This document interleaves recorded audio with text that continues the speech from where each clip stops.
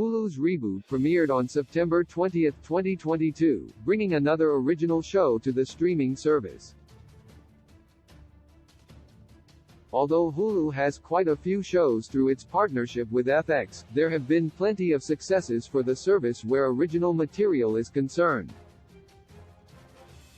However, some Redditors don't feel the same way. Redditors have been vocal about things they didn't enjoy in everything, from a heavy-handed show like Dopesick to a romantic comedy like Love, Victor.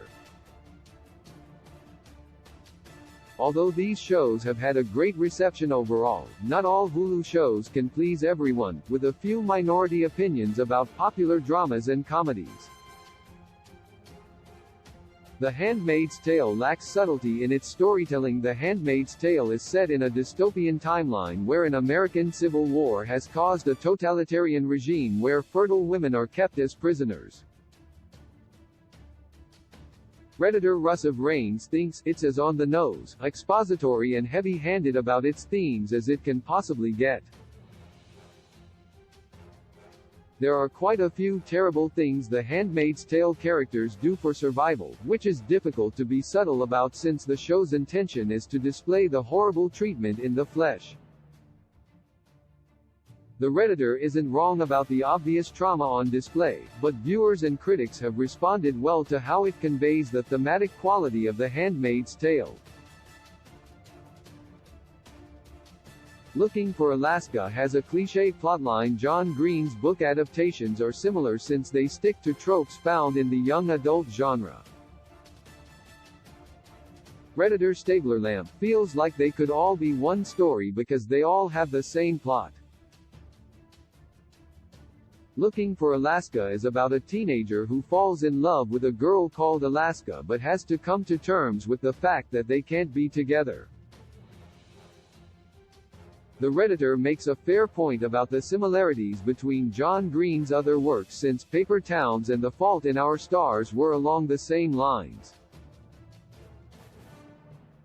But that doesn't take into account that the reasons for the characters' inability to be together are complex to their own situations. These range from illness to personal demons, making their dynamic unique. The main characters aren't sympathetic in 9 Perfect Strangers. Redditor Harmony Rose liked the characters in 9 Perfect Strangers but couldn't feel sympathy due to their belief that everything just seemed to happen quickly and there wasn't really any time to really feel for any of them. 9 Perfect Strangers is about people coming for a retreat where their past secrets gradually come to light. Most viewers actually found the characters' motivation sympathetic because the series made sure to show their point of view. But it's also easy to see why certain fans didn't relate to the cast since there were so many to follow with a limited number of episodes. Pam Tommy shouldn't have been made. Pam Tommy is generally seen as a great biopic, garnering multiple Emmy nominations that also included a nod for Outstanding Limited or Anthology Series. Redditor Ugrabobo doesn't buy into the hype, writing that to take a high-profile case of it and exploit it for a TV show is ridiculous. Since the premise involves the relationship between Pamela Anderson and Tommy Lee, the subject matter was certainly controversial. However, the show turned out to be a critical success, with the majority of viewers being sympathetic toward the main duo. The main characters should just focus on being single in love. Victor Love. Victor's main outline is about the titular character coming out and beginning to love, and this means viewers want to see him and his friends in relationships. However, Redditor Mermaidman says they are not on any ships, and most of the characters need to be single and work on themselves. It would make sense for a character to figure out things on their own, but despite this unpopular opinion, Victor does show how the influence of a love interest can make a person see things more clearly. There's also the point that Victor needs to have a romance in order to come to terms with his sexuality since he was scared to do that before. Dopesick is too preachy. Dopesick centers around the opioid epidemic and how it affects everyone involved, from individuals to the pharmaceuticals that make these pills. Redditor 3CatsDancing thought that it felt very preachy, and then the storyline seemed telegraphed from the first 15 minutes. This is certainly an unpopular opinion, since Dopesick was heavily lauded for focusing on real issues with a touch of compassion. The show garnered numerous Emmy nominations, winning for Michael Keaton's leading performance. It's also difficult not to have a relatively preachy tone, given what the show's premise is supposed to be.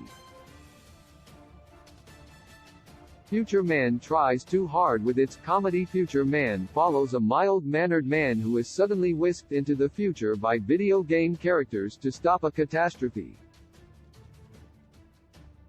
The premise sounds like an action-packed sci-fi, but the show is mainly comedic. Redditor Trapped_on_Earth feels like it's more annoying than funny. Future Man relies a lot on cringe humor that comes with the outrageous outline it features. The basic idea is to find the funny material to be satirical of the usual sci-fi genre offerings. This can be hard to please for those expecting a straight-up action series, although that's not what Future Man intends to deliver. Only Murders in the Building has an uneven style and presentation. There are more than a few funny quotes in Only Murders in the Building, a mystery comedy series following a whodunit format. Redditor Spuddy H3LL feels the series suffers from Selena Gomez's monotone acting and the show leaning a lot into the format of a true crime podcast. The blend of mystery, thriller, and humor can be confusing, but viewers have mostly enjoyed Gomez's chemistry with Martin Short and Steve Martin. Her monotone style is meant to contrast the comedian's kooky attitude.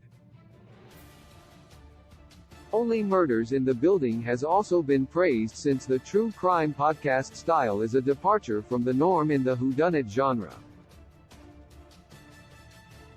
The Bear is very slow in its pacing. The Bear is a comedy drama about a young chef who has to run his family restaurant after his brother's death. The show deals with heavy themes of loss and moving on, which Redditor Liskingwood claims makes the 30-minute show feel like a 55-minute show. The pacing of The Bear is kept at a slower rate to accommodate the cooking scenes as well as the sense of grief that is hanging around the characters' heads. The Bear has received unanimous acclaim for how it deals with its themes, so the pacing issue might just come down to personal perception for the Redditor.